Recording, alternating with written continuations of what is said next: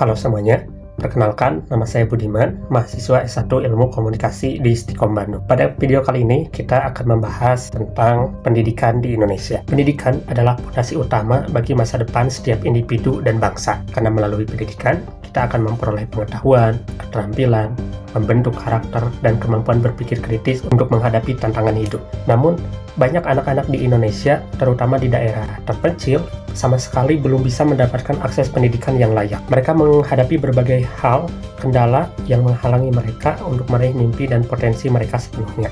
Pada video kali ini, kita akan melihat lebih dekat masalah ketimpangan tentang akses pendidikan di daerah terpencil, khususnya di Indonesia, dan mencari solusi bersama untuk mengatasinya.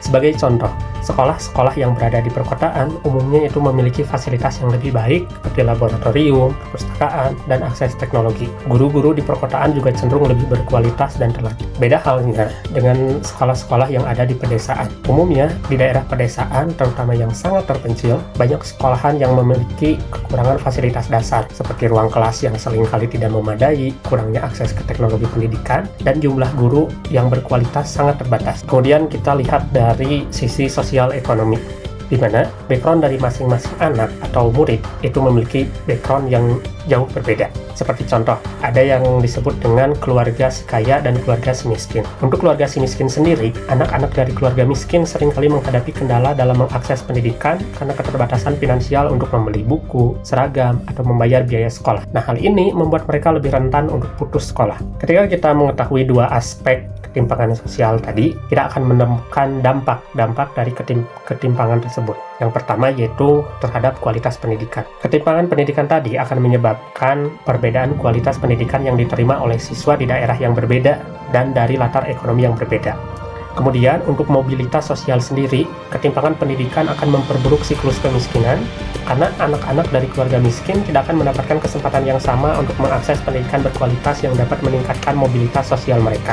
Sementara itu, data dari BPS pada bulan Maret tahun 2023 menunjukkan bahwa ketimpangan signifikan antara pendidikan di daerah perkotaan dan pedesaan sebanyak 5,11% penduduk desa berusia 15 tahun ke atas tidak atau bahkan belum pernah sama sekali bersekolah, dibandingkan dengan 2,57% di kota. Selain itu, 12,74% penduduk desa hanya menyelesaikan pendidikan SD, jauh lebih tinggi dibandingkan dengan 6,67% di kota. Melihat data tersebut tentu sangat miris gitu ya. Kenapa sangat miris? Karena kita dapat melihat berapa perbandingan antara anak kota dan anak desa yang lanjut sekolah dan putus sekolah. Kemudian, masih dari BPS, untuk tingkat penyelesaian pendidikan sendiri, yaitu menunjukkan di daerah terpencil hanya sebagian kecil yang dapat menyelesaikan pendidikan hingga jenjang menengah ke atas, berarti hingga jenjang SMA. Data BPS menunjukkan bahwa tingkat penyelesaian pendidikan untuk tingkat SD atau sederajat di daerah pedesaan sekitar 95%, tapi hanya sekitar 40% yang dapat melanjutkan hingga ke SMA atau sederajat. Kemudian, pemerintah sendiri telah meluncurkan berbagai program seperti pengiriman guru daerah terpencil dan peningkatan anggaran pendidikan. Banyak LSM yang berpartisipasi dalam upaya ini dengan menyediakan bantuan pendidikan dan pembangunan sekolah. Sebagai contoh, mari kita melihat yaitu Papua dan Papua Barat, di mana kondisi di Papua dan Papua Barat dikenal dengan tantangan geografisnya yang sulit, termasuk pegunungan, hutan lebat, dan minimnya infrastruktur transportasi. Nah, hal ini membuat akses ke sekolah menjadi sangat sulit bagi banyak anak di Papua. Menurut data BPS, tingkat buta huruf di Papua sendiri masih sangat tinggi, terutama di kalangan perempuan dan penduduk pedesaan, karena akses terhadap sekolah yang layak dan tenaga pengajar yang berkualitas masih sangat terbatas. Upaya pemerintah sendiri untuk di Papua yaitu mencoba mengatasi masalah ini dengan mengirimkan guru-guru melalui program-program khusus, tetapi tantangan geografis dan sosial tetap menjadi hambatan besar. Nah, sebagai contoh, salah sekolah dasar Impres Kanggime, di mana sekolah ini tuh berlokasi di Kabupaten Talikara, Papua.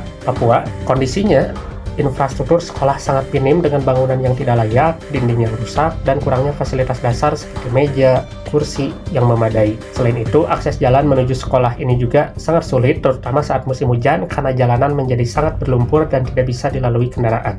Untuk jumlah guru sendiri, di SD Impres Kangjime ini kekurangan guru yang berkualitas. Banyak guru yang datang dari luar daerah, tetapi mereka seringkali tidak bertahan lama karena kondisi lingkungan yang sulit dan keterbatasan fasilitas pendukung. Dan sekolah ini juga memiliki kekurangan buku pelajaran, alat tulis, peralatan belajar lainnya, serta tidak ada akses ke teknologi pendidikan seperti komputer atau internet yang semakin memperbesar kesenjangan pendidikan dibandingkan dengan sekolah-sekolah di perkotaan. Kemudian kita beralih ke Nusa Tenggara Timur atau NTT, di mana NTT menghadapi masalah infrastruktur yang buruk termasuk jalanan yang rusak dan minimnya sarana transportasi umum. Kekeringan yang sering terjadi juga mempengaruhi kehidupan sehari-hari dan tentunya pendidikan anak-anak di sana. Data statistik sendiri menunjukkan bahwa angka partisipasi murni atau APM untuk pendidikan dasar dan menengah di NTT lebih rendah dibandingkan dengan rata-rata nasional. Banyak anak di sana yang harus bekerja untuk membantu ekonomi keluarga sehingga mengorbankan pendidikan mereka. Pemerintah sendiri sudah melakukan program seperti pemberian beasiswa dan bantuan operasional sekolah atau BOS yang telah dijalankan, tetapi dampaknya masih perlu ditingkatkan. Selain itu, ada beberapa daerah lagi yang memiliki tingkat pendidikan yang sangat jauh di bawah rata-rata seperti Kalimantan Barat, Aceh, dan masih banyak lagi. Padahal, jika kita melihat Undang-Undang Dasar 1945 di pasal 31 menyatakan bahwa setiap warga negara berhak mendapatkan pendidikan. Untuk ayat 2-nya, setiap warga negara wajib mengikuti pendidikan dasar dan pemerintah wajib membiayainya. Dalam Undang-Undang Nomor 20 Tahun 2003 sendiri tentang Sistem Pendidikan Nasional atau Sisdiknas, Pasal 5 menegaskan bahwa hak setiap warga negara untuk mendapatkan pendidikan yang layak, mengatakan, ayat 1-nya, setiap warga negara mempunyai hak yang sama untuk memperoleh pendidikan yang berkualitas. Pemerintah sendiri telah melaksanakan berbagai macam program untuk meningkatkan akses pendidikan di Indonesia. Yang pertama yaitu program Indonesia Pintar atau PIP, di mana pada tahun 2021, pemerintah telah menyalurkan bantuan PIP kepada lebih dari 17 juta siswa di seluruh Indonesia. Kemudian, untuk yang kedua yaitu bantuan BOS atau bantuan operasional sekolah, di mana seluruh jenjang pendidikan dari mulai SD, SMP, SMA, atau SMK di seluruh Indonesia itu mendapatkan bantuan ini, dan bentuk bantuannya itu merupakan dana yang digunakan untuk berbagai keperluan sekolah seperti pembelian buku, peningkatan kualitas guru, dan perbaikan fasilitas sekolah. Pada tahun 2023, alokasi dana BOS mencapai lebih dari 53 triliun yang disalurkan ke lebih 200.000 sekolah di seluruh Indonesia. Kemudian, program afirmasi pendidikan menengah atau ADEM dan program afirmasi pendidikan tinggi atau ADIK, di mana yaitu bertujuan untuk meningkatkan partisipasi pendidikan bagi anak-anak dari daerah 3T dan kelompok marginal. Sasarannya merupakan siswa dari daerah 3T yang memiliki prestasi akademik dan non-akademik. Bentuk bantuannya itu merupakan beasiswa penuh untuk biaya pendidikan, biaya hidup, dan biaya lainnya yang berkaitan dengan pendidikan di tingkat menengah dan perguruan tinggi. Ribuan siswa dari daerah 3T telah menerima beasiswa melalui program ini dan melanjutkan pendidikan mereka di berbagai institusi pendidikan menengah dan perguruan tinggi di seluruh Indonesia. Dari norma hukum yang sudah disebutkan tadi dalam undang-undang dan bentuk bantuan pemerintah yang telah disebutkan, apa sih perbedaan dan permasalahan yang pada realitanya terjadi? Yang pertama, meskipun undang-undang dan program pemerintah ada untuk menjamin akses pendidikan yang layak, kenyataannya banyak program yang belum berjalan efektif dan banyak daerah terpencil yang belum merasakan manfaat dari program-program tersebut. Dan yang kedua, dari banyaknya program pemerintah yang berupa bantuan-bantuan baik kepada pihak instansi sekolahnya langsung ataupun kepada muridnya langsung, banyak yang salah sasaran.